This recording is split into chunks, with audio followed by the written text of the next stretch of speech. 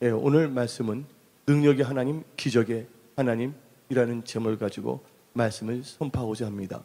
우리가 믿는 하나님은 전지전능하신 하나님이십니다. 그러니까 이 히브리어로 구약을 보게 되면 이 야훼란 뜻도 십자가에 달린 그분을 보라는 것이 나오는데 손을 보라. 하나님의 말씀을 보게 되면요, 우연이 전혀 없다는 것이에요. 그리고 우리 하나님은요, 스스로가 우리에게 계시해 주기를 전지전능하신 하나님이라는 것을 말하고 있어요. 그러나 또한 하나님은 전능하신 하나님이실 뿐만 아니라 사랑의 하나님이시고 공의의 하나님이시고 언약의 하나님이십니다. 그리고 능력의 하나님이시며 기적의 하나님이십니다. 우리가 하나님을 어떻게 믿느냐에 따라서 우리의 인생은 달라집니다. 여러분들이 하나님 말씀에 대한 태도가 어떻게 대하느냐에 따라서 여러분의 인생은 달라질 수밖에 없고, 여러분의 인생으로 말미암아 영원한 세계에 사는 여러분들의 영혼이 달라질 수밖에 없다는 것이에요. 이 세상은 잠시 잠깐이고 우리는 잠시 있다 사라지는 안개와 같다고 야고보 사도는 말하고 있습니다. 근데 아브라함은 우리의 믿음의 조상입니다. 근데 믿음의 조상 아브라함이 하나님을 어떻게 믿었냐? 로마서 4장 17절을 통하여 그가 믿은 바 하나님은 죽은 자를 살리시며 없는 것을 있는 것으로 부르시는 이신이라고 말하고 있습니다. 우리 하나님은 죽은 자도 살리시는 분이에요. 죽은 기업, 죽은 믿음도 살리시는 하나님이라는 것을 믿으시기를 예수의 이름으로 축원합니다. 없는 것도 하나님께서는 있게 하시는 분이십니다. 그래서 이 사무엘상 2장을 보게 되면 6절에 야훼 하나님은 죽이기도 하시고 살리기도 하시며, 또한 7절을 보게 되면 여호와는 가난하게도 하시고 부하게도 하시며 낮추기도 하시며 높이기도 하시는도다. 가난한 자를 진토에 일으키시며 빈궁한 자를 거름돌면서 올라서 귀족들과 함께 앉게 하시며 영광의 자리를 차지하게 하시는도다. 우리 하나님은요, 불가능한 게 전혀 없습니다. 우리가 믿는 하나님은 위대하신 하나님이십니다. 근데 그분은 우연히 역사하시는 분이 아니라 우리에게 말씀을 주셨는데 그 말씀은 우리에게 언약이 되었던 것입니다. 하나님을 신뢰하고 그 언약을 의지해서 나간다면 하나님께서는 그런 분들의 인생을 다 책임져 주십니다. 그래서 시편 89편 8절을 보게 되면 여호와 만군의 하나님이여 주와 같이 능력 있는 이가 누구리이까? 여호와여 주의 성실하심이 주를 들렸나이다 하고 시편 기자는 고백하고 있습니다. 오늘 제목은 능력의 하나님, 기적의 하나님이신데, 여러분들 그러면 기적이란 것은 무엇을 의미하는 것입니까? 도대체 기적은 무엇을 뜻하는 것입니까? 쉽게 말하자면 우리나라 국어 사전을 보면 기적이라는 단어에 대한 이 정의는 자연의 법칙을 초월하여 사람의 생각이나 힘으로는 도저히 파악할 수 없는 불가사의한 현상. 그러니까 한마디로 기적이란 것은 불가사의한 놀라운 사건이라고 볼 수가 있는 것입니다. 성경을 자세히 하게 보게 되면 하나님께서 홍해도 갈라놓으셨습니다.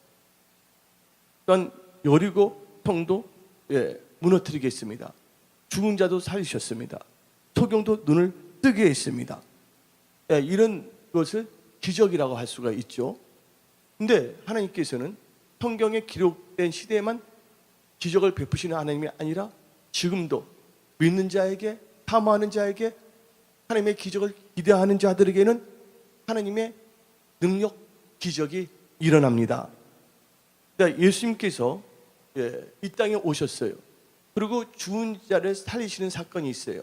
여러분들 신약에서 예수님께서 이 땅에 오셔서 죽은 자를 살리는 사건이 몇 번 나오는지 아세요? 여러분들 몇 번 나옵니까? 3번 나옵니다. 3번. 죽은 자를 살리는 것을 3번 나옵니다. 신약 성경에서. 마가복음 5장에 야이로의 12살 된 딸이 죽었는데 그걸 살리셨잖아요. 달리타쿰. 예. 그리고 누가복음 7장에 나오는 나인성 가부의 아들을 살리셨어요. 그리고 오늘 본문 말씀 요한복음 11장에 나오는 나사로를 살렸다는 것이에요. 근데 우리가 요한복음을 보게 되면 이 독수리 복음이라고 하잖아요. 근데 요한복음을 보게 되면 이 요한복음에서조차 하나님께서는 기적을 행하셨습니다. 근데 요한복음을 자세히 읽어보게 되면 기적이 7가지가 나오고 있어요. 7이란 것은 완전수를 말하는 것이에요. 또 예수님은 말씀이 육신이 돼서 이 땅에 오셨는데 이 세상에 있어서도 하나님께서 완전하게 기적을 일으키시는 하나님, 그리고 하나님은 스스로 증명하시는 하나님, 하나님을 삼하고 하나님을 사랑한 자에게는 능치 못함이 없게 도와주시는 하나님, 이런 것을 계시하고 있다는 것입니다.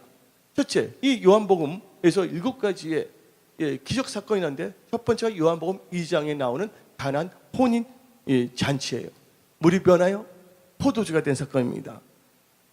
모든 것은 하나님께서는 다 하실 수 있다는 것을 보여주시는 거예요. 뭐가 떨어졌어도 하나님께서 채우시겠다면 너희가 갖고 있는 물을 통해서도 하나님께서는 포도주로 만들어줄 수 있다는 것이 바로 이 가나안 혼인 사건에서 일어난 물이 변해 포도주가 되는 기적이었습니다. 두 번째는 요한복음 4장에 나오는 가나안의 아들을 고치신 기적입니다. 왕의 신하가 있었는데 그 신하의 아들이 병들게 되었습니다. 그 신하가 와서 예수님께 가버나움으로 가서 제발 내 아들을 고쳐 주시라고 막 사정을 했어요. 그랬더니 예수님께서 그 왕의 신하에게 너 가라, 너 아들이 살았다고 선언하셨습니다. 그래서 예수님께서는 이 가버나움에 가시지 아니하시고 가나에서 말씀을 선포함으로 말미암아 가버나움에 있는 왕의 신하의 아들을 안전히 고치신 사건이에요. 여기서 나오는 기적은 인간의 연약함, 그러니까 육신의 질병, 또 모든 필요를 채우시고 고치시는 하나님이라는 것을 나타내고 있다는 것이에요. 세 번째는 요한복음 5장에 나오는 38년 된 병자가 나오잖아요. 그 병자를 고쳐주는 거예요. 이게 베데스다의 사건이잖아요. 또 이 베데스다 연못가 근처에 있는 38년 된 자에게 일어나 너 자리를 들고 걸어가라, 말씀 한마디로 다 치유하시는 거예요. 이것은 좌절과 희망이 없는, 한마디로 여러 가지 시리에 빠져 있는 인생에게 주님만 만난다면 놀라운 역사와 체험을 할 수 있다는 것을 계시하고 있는 것이에요. 그리고 요한복음에서 네 번째 기적은 바로 요한복음 6장에 나오는 오병이어의 기적입니다. 생명의 떡인 예수 그리스도를 계시하는 것이에요. 그리고 우리가 생명의 떡 예수님 없이는 살 수 없다는 것을 말하고 있다는 것이죠. 다섯 번째는 요한복음 6장에서 예수님께서 물 위를 걸어가시는 기적입니다. 이것은 뭐를 의미하냐? 하나님께서는 자연도 다스리시는 건세가 있다는 것을 보여주시는 거예요. 그 여섯 번째는 요한복음 9장에 나오는 날 때부터 소경된 자를 치유하시는 거예요. 어쩌면 우리는 영적 소경일 수가 있어요. 여러분들이 뭔가 잘 알고 있다는 생각을 가질 수도 있어요. 어쩌면 우리는요, 착각 속에 살 수가 있고 교만에 빠질 수도 있다는 것이에요. 우리 마음이 하나님께 갈급하지 아니하고 하나님 앞에 겸손하지 아니한다면 우리는 뭔가 된 것처럼 생각할 수가 있어요. 그래서 성경 말씀에 섰다 하는 순간 넘어질까 조심하라 그랬어요. 이 메시지 말에는 여러분들에게는 볼 수 있는 눈과 들을 수 있는 귀와 깨달을 수 있는 마음을 가져야 될 줄 믿습니다. 그래서 하나님께서는 그 소경을 고치는데 소경은 볼 수가 없기 때문에 방황할 수밖에 없는 것이죠. 그리고 길을 찾을 수가 없는 것이죠. 근데 길 대신 예수님께서 길을 보여주신다는 거예요. 그리고 생명으로 인도하신다는 것을 의미하는 것입니다. 오늘 여기 계신 분들은 여러분들이 이 세상에서만 있는 것이 아니라 언젠가는 영혼의 세계를 가는데 영혼의 세계에서 지옥이 아닌 천국 백성으로 영생 복락을 누릴 수 있는 그런 축복받은 영혼들이 다 되시기를 예수의 이름으로 축원합니다. 그리고 요한복음에서 나오는 7번째 기적은 오늘 본문 말씀 요한복음 11장에 나오는 나사로를 살리는 기적이에요. 근데 나사로가 죽은 지 며칠이 됐습니까? 사흘이 됐어요. 사흘이 된 나사로를 살리신 거예요. 그런데 이 나사로를 살리기 전에는 그때 바리새인이나 유대인들이 예수님을 죽이고자 하는 것이 별로 없었어요. 그냥 참소만 했었지.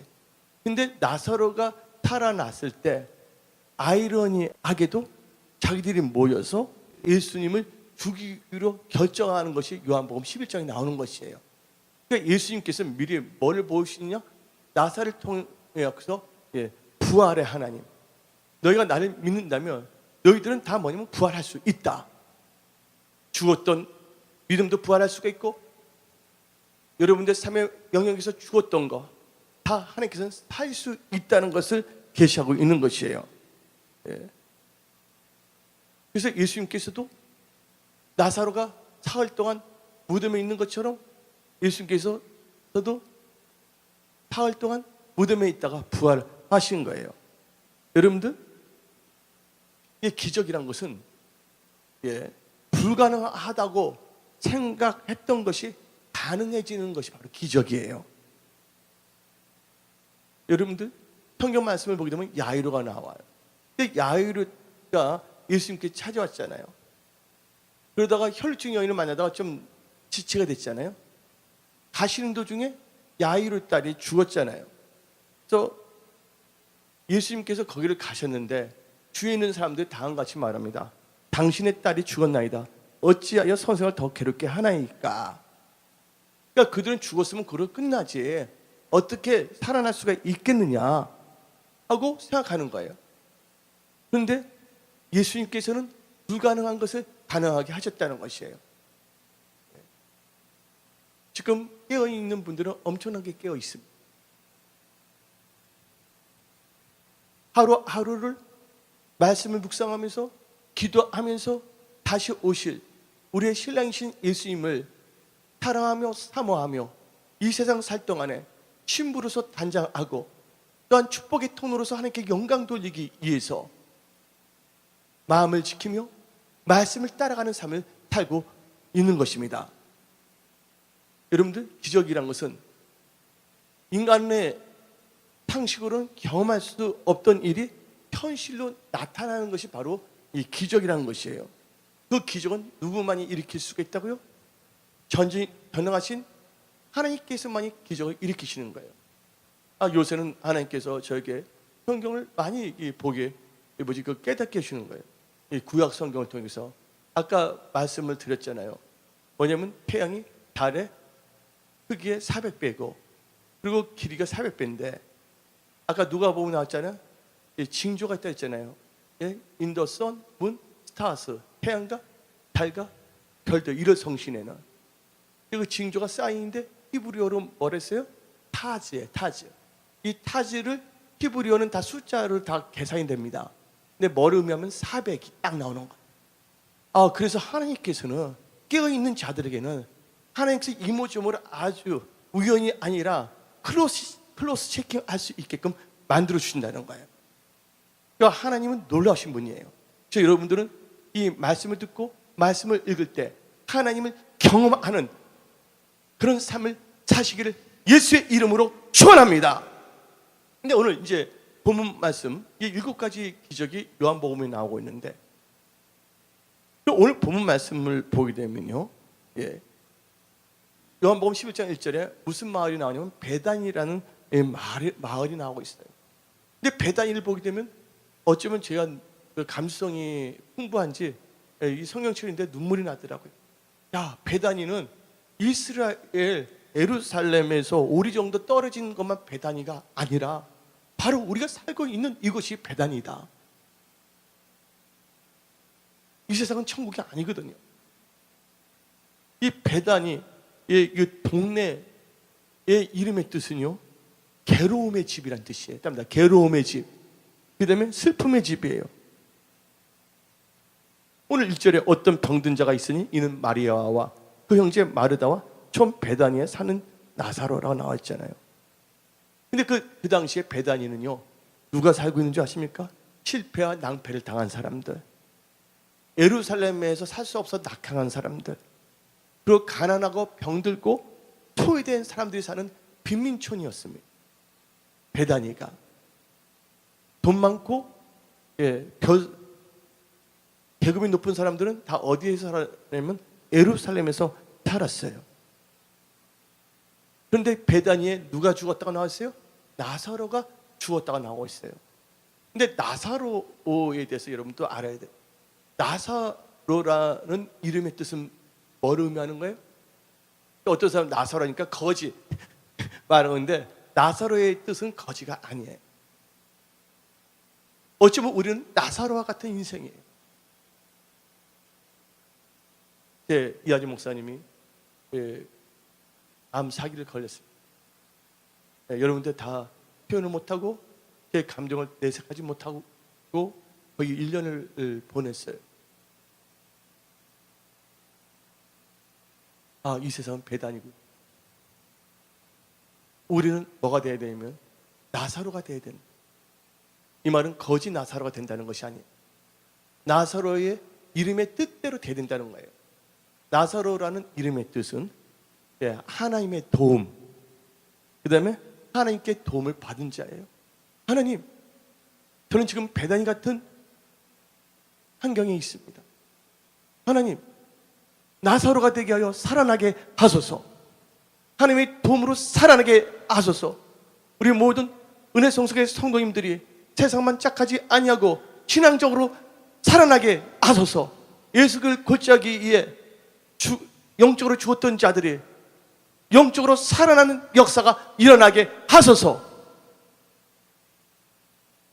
근데 나사로의 가족을 보게 되면요, 부모가 없어요. 그 나사로에게는 동생 2명이 있어요. 누가 있습니까? 마르다와 마리아가 있었어요.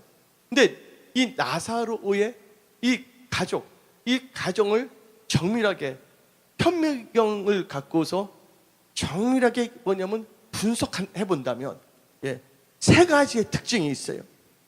나사로의 가정은요, 오늘 본문 말씀 요한복음 11장 1절을 보게 되면 뭐가 나옵니까? 병자가 있다고 그랬어요. 한마디로 말해서 이 가정은 병든 가정입니다. 1절에 병든 가정이 납니다. 그 다음에 14절을 한번 읽어보면 예수께서 밝히실 때 나사로가 죽었느니라. 무슨 가정이에요? 죽음의 가정이 됐다는 것이에요. 그 다음에 33절을 보게 되면 33절 제가 읽어보겠습니다. 예수께서 그가 우는 것과 또 함께 온 유대인들이 우는 것을 보시고 심령에 비통히 여기시고 불쌍히 여기사. 한마디로 말해서 이 나사로의 가정은 슬픔의 가정이 된 겁니다. 어느 인생이 병든 가정이 되기를 원하고, 어느 인생이 죽음의 가정이 되기를 원하고, 어느 인생이 자기 가정이 슬픔의 가정이 되기를 원하는 사람은 없을 것입니다. 한마디로 말해서 이 배단이라는 가난과 질병과 고통을 안고 신음하는 좌절의 도시예요. 아픔의 도시예요. 고통의 도시예요. 그래서 저는 우리가 살고 있는 이 땅은, 이 세상은요, 배단이라고 볼 수가 있는 것이에요. 이 세상 보시기 바랍니다. 슬픔이 있습니다. 고통이 있습니다. 아픔도 있습니다. 질병도 있습니다. 괴로움도 있습니다. 실패가 있습니다. 그리고 죽음이 있는 것이기 때문입니다. 그러나 우리는 여기서 좌절하면 안 돼요. 우리는 예수를 믿는 크리스찬입니다. 우리가 이 세상 살면서도 우리가 소망을 가질 수 있는 것은 예수님께서 우리의 주님이 되시고 우리는 주 예수님의 양이 되기 때문입니다. 그리고 예수님이 함께 하신다면 기적이 일어난다는 것이에요. 여러분들, 내가 여러분한테 한 가지는 분명히 정확하게 말씀드릴 수가 있는 것이에요. 그 여러분들도 이 세상을 살펴보면 확실하게, 아주 이 세상에서 일어나는 확실한 거 하나는 알 수가 있어요. 이 세상에서 확실한 거 하나가 뭡니까? 예? 여러분들, 죽음입니다. 죽음입니다. 히브리서 9장 20절에 한 번 죽는 것은 사람에게 정해진 것이고 그 후에는 심판이 있다고 그랬습니다. 그래서 이 세상은 죽음은 확실해요. 5대 독자라도 죽습니다. 왕일지도 죽습니다. 잘 나가는 기업가도 죽습니다. 또 못 사는 거지도 죽습니다. 새 신랑도 죽을 수밖에 없고 죽음은 어느 누구도 막을 수가 없다는 것이죠. 근데 이 죽음이 뭐를 의미합니까? 죽음이란 건 이 세상 모든 사람들과 이 관계를 끊게 만든다는 거예요. 사랑하는 가족, 친구, 이웃으로부터 영원히 자기 자신을 단절시키는 상태가 바로 이 죽음이란 것이에요. 근데 여러분들, 죽음만이 문제가 아니에요. 죽음 다음에 뭐가 있다고 그랬어요? 심판이 있다는 것이에요. 여러분들, 이 세상이 100년, 200년 그냥 살 줄을 생각하지 마세요. 우리는 이 세상 살 동안에 베드로 전서 1장에 나오는데 나그네로 산다고 그랬어요. 하나님을 두려워하며 이 세상에 있을 동안 하나님을 경외하라고 나와 있어요. 이 세상 살 동안 하나님을 사랑하며 살아가야 될 줄 믿습니다. 그리고 예수님이 편리 사신 몸된 교회를 사랑하는, 예수님 보시기에 합당한 그런 크리스찬이 되어야 될 줄 믿습니다. 근데 오늘 이 본문 말씀 보니까 동생 2명이 있는데 좀 지켜줘야 되는데 죽은 거예요. 근데 여기 죽은 나사로에게 뭐가 일어납니까? 기적이 일어난다는 거예요. 그러면 여러분한테 질문하겠습니다. 나사로에게 일어나는 기적은 어떻게 일어났습니까? 첫 번째로 예수님께서 베다니 마을에 신방 오심으로써 기적이 일어났다는 거예요. 한마디로 예수님께서 이 나사로 집에 찾아오신 거예요. 근데 놀라운 것은요, 예수님께서 특별히 뭐냐면 마리아와 마르다와 나사로 집은요 신방을 엄청나게 다녔어요. 삭개오가 하잖아요. 삭개오를 딱 보게 되면 신방 한 번밖에 안 가셨어. 너 집에 있겠다, 유하겠다는. 그리고 베드로 장모님이 아프셨을 때 그때 신방 한 번 딱 가셨고, 근데 이 마르다, 마리아, 이 나사로 집은 하나님께서 시간만 되면 신방 가시는 거예요. 그 말씀이 어디 나오냐? 오늘 본문 말씀 요한복음 11장 8절을 한번 다 같이 읽어봅시다. 소리내서.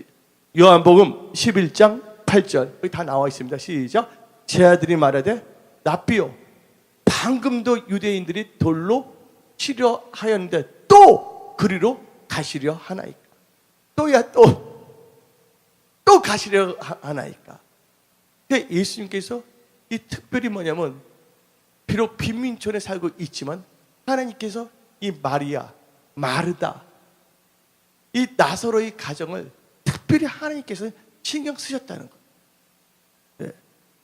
근데 왜 예수님께서는 베다니 빈민촌에 있는 좌절과 아픔과 고통과 가난이 엄청나게 있는 그 빈민촌에 있는 그 마리아, 마르다, 나사로의 가정은 이렇게 수시로 가는지 한번 생각해 봅시다. 여러분들, 그 가정은요 누가 있어요? 마리아가 있어요. 옷값을 깨뜨린 마리아의 귀한 믿음을 보셨던 거예요. 그래서 복음이 증거하는 곳에는 꼭 누구를 증거하랬어요? 예수님께서 옷값을 깨뜨린 마리아를 꼭 증거하라고 예수님께서 명령하셨어요. 그건 내 개인적인 생각이 아니에요. 성경에 그렇게 나오고 있어요. 그런데 오늘 본문 말씀 요한복음 11장 2절에 이 마리아는 향유를 주께 붓고 머리털로 주의 발을 닦던 자요 병든 나사로는 그의 오라버니니라. 그러니까 나사로 병들었는데 가신 이유가 뭐냐면 누구? 마리아가 딱 나오잖아요. 2절에. 예. 향유를 깨뜨렸다는 거죠. 옥합을. 그때 300데나리온 정도 되는 향유를 깨뜨린 거예요. 하루 일당을 10만 원 본다면 거의 3천만 원. 또 가난한 사람들이 있어 3천만 원은요. 부자의 3억, 30억과 맞먹는 돈입니다. 예. 그때 가룟 유다가 팔아서 가난한 사람에게 주지 왜 낭비하느냐 하고 핀잔을 줬어요. 근데 그때 이 마리아가 옥합을 깨뜨리고 자기 머리털로 예수님의 발을 씻겼어요? 안 씻겼어요? 씻겼잖아요. 근데 예수님께서 산다를 신고 이 마을 저 마을로 복음을 증거했을 때 예수님의 발이 부르트지 않았습니다. 그리고 나중에는 예수님이 십자가에 못 박히지 않아요. 또 마리아가 자기 옥합을 깨뜨리는 거예요. 여러분들, 그래서 성경이 말하기를 물질에 있는 곳에 뭐가 있다고요? 마음이 있는 거예요. 그러니까 역설적으로 말한다면 마음이 있는 곳에 물질이 있다는 것이에요. 그러니까 하나님께서는 하나님을 사랑하는 사람 한 명이 있더라도 하나님께서는 그 한 사람을 보시고 그 가정을 축복하시는 거예요. 노아 보시기 바랍니다. 노아 한 사람을 보고서 노아 가족들 다 구원받았어요? 안 받았어요? 구원받았습니다. 나합 보시기 바랍니다. 나합의 한 명의 믿음을 보시고 나합의 가족들 다 구원하셨다는 것이에요. 그래서 이 나사로에게 일어난 기적은 첫 번째로 뭐예요? 하나님께서 신방하셨는데 하나님을 사랑하는 누가 있었다?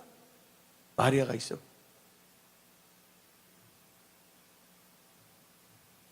여러분들, 한 가지 제가 이야기를 드릴게요. 어느 큰 나라에 임금이 계셨어요. 임금님이 사냥하러 나가셨어요. 조촐하게. 사람도 많이 데려가지 않았어요. 근데 사냥에 몰두하다 보니까 너무 산속에 까지 들어가고 어두워졌어요. 그러다 길을 잃어버렸습니다. 한마디로 어떻게 나갈지도 모르는 처지에 빠진 것이거든요. 근데 그때 산속에서 한참 헤매고 있을 때 산속에서 밭을 일구는 농사꾼을 만나게 됐어요. 근데 농사꾼이 헤매는 그 임금을 보고서 임금인지도 모르고서 찾아와서 길을 친절하게 안내해 줬습니다. 근데 나중에서야 그 산속에 있는 농사꾼이 임금이란 걸 알았어요. 근데 그 임금님에게서 연락이 왔어요.